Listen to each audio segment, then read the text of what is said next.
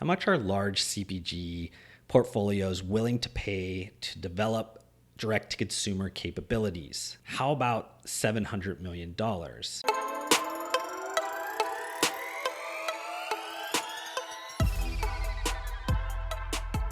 You might be gawking at that number, the $700 million, and thinking, wow, that's a lot to pay. But in relation to another CPG giant like Unilever, they paid about $1 billion reportedly for Dollar Shave Club to develop their direct-to-consumer capabilities. If you remember a few years ago, I think around March of 2018, the Clorox company actually purchased Nutranext.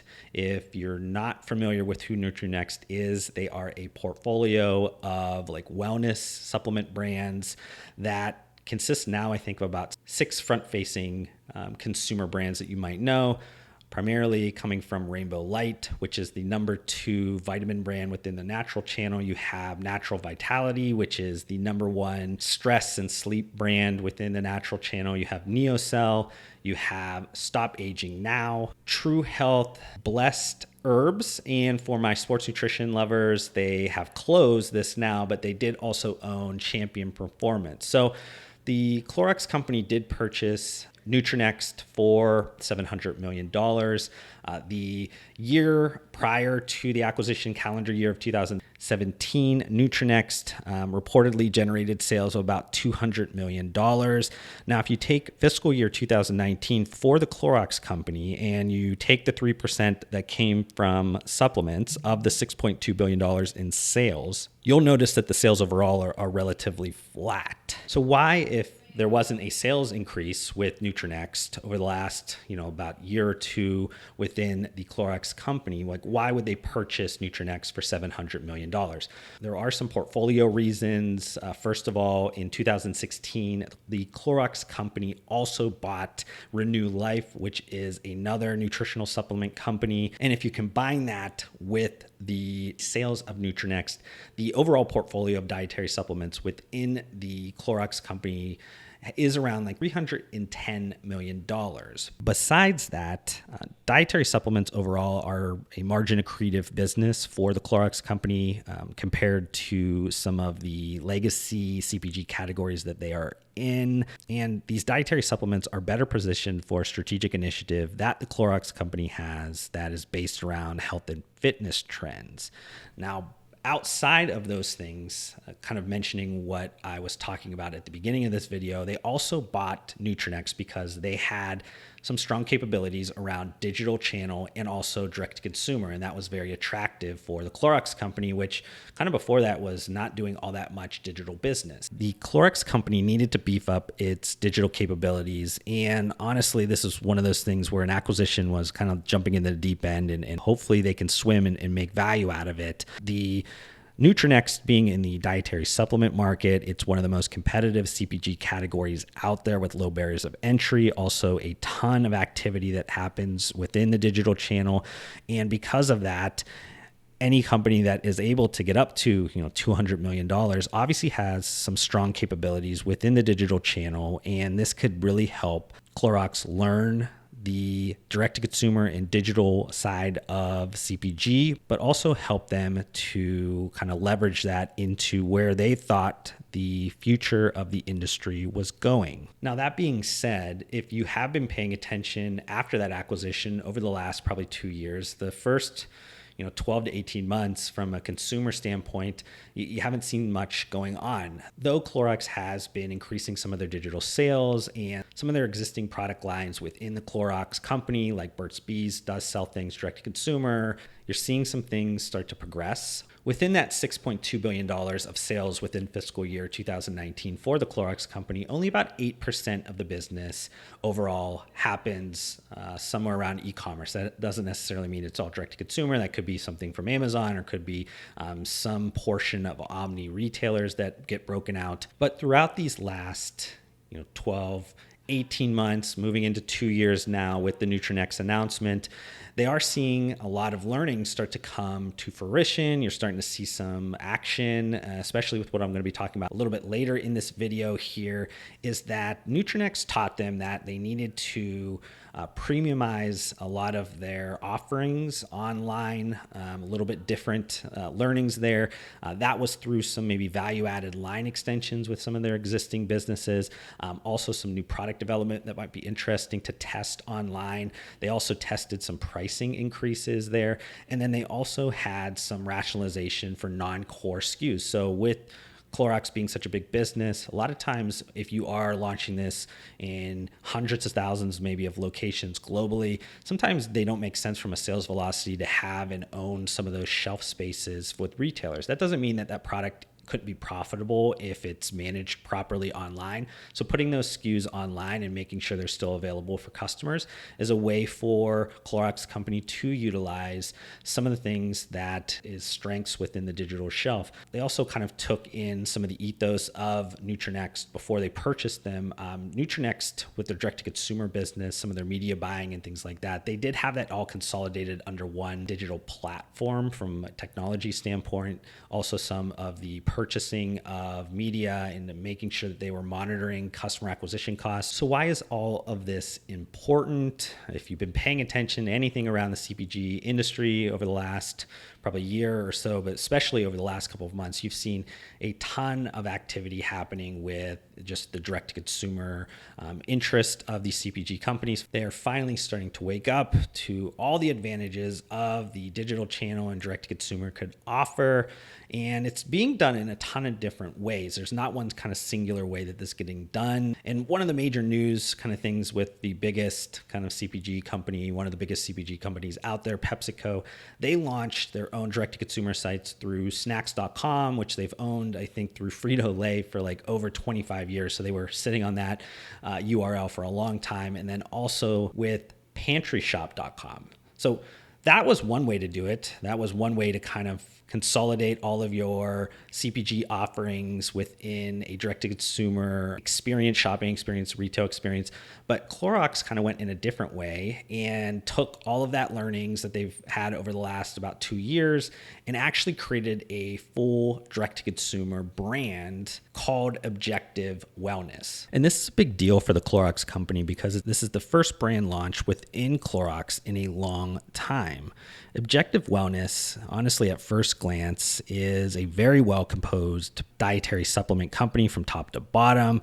I think more credit should be given to the Nutranext and the direct-to-consumer team that did have any hand in creating Objective Wellness. If you guys just look at it, it is a very well-composed brand. The storytelling around it, the purpose behind the brand, a lot of things are very much on trend and very well put together. You can tell that this is a team that really understands where a lot of the consumer trends are at. Now, just kind of going over like the three categories of products they do have. They have general health products, which is definitely on trend right now. Products called Full Body Fix and Everything Armor, so unique kind of interesting names there.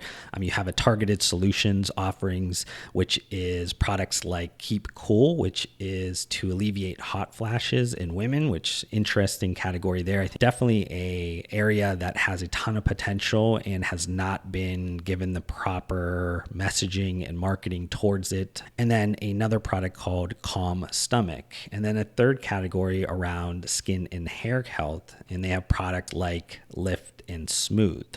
I really think that the Clorox company is approaching the direct-to-consumer channel and direct-to-consumer brand building in the right way. And I believe these three reasons will prove itself out over the next few years. Now, I want to preface that by saying I did not mean that Objective Wellness is going to be the next $100, $500 billion type brand.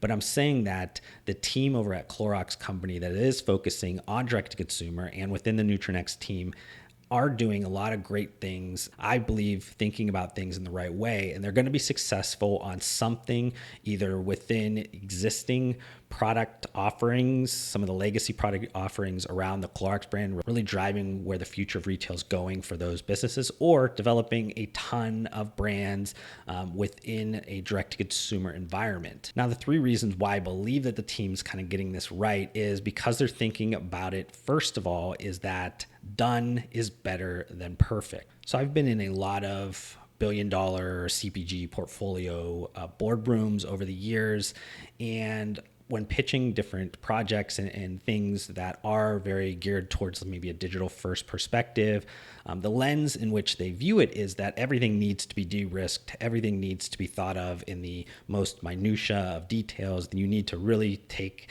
effect and think about everything, because that is the way that they think about these massive, large physical retail launches, which is very much different than the digital kind of philosophy around minimum viable products.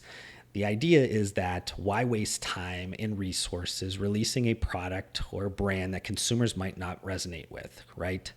Objective Wellness actually took them about 4 months from ideation to commercialization. So this was very, very quick for a large, $6.2 billion CPG portfolio. And the team that was involved with Objective Wellness did say that they plan to live as fast as possible, be agile to consumer feedback, and let data guide the decision of what the next iterations and tweaks they will need to make the product the best way possible. The second reason why I believe the Clorox company is really going to be positioned very strongly for winning direct-to-consumer business in the future is that they are willing to break the large CPG way or the highway effect. And that might seem a little bit weird, but honestly, if you're within a very large company like the Clorox company, and you have this legacy business, this Clorox cleaner business that does billions of dollars, and all the decisions then are like, well,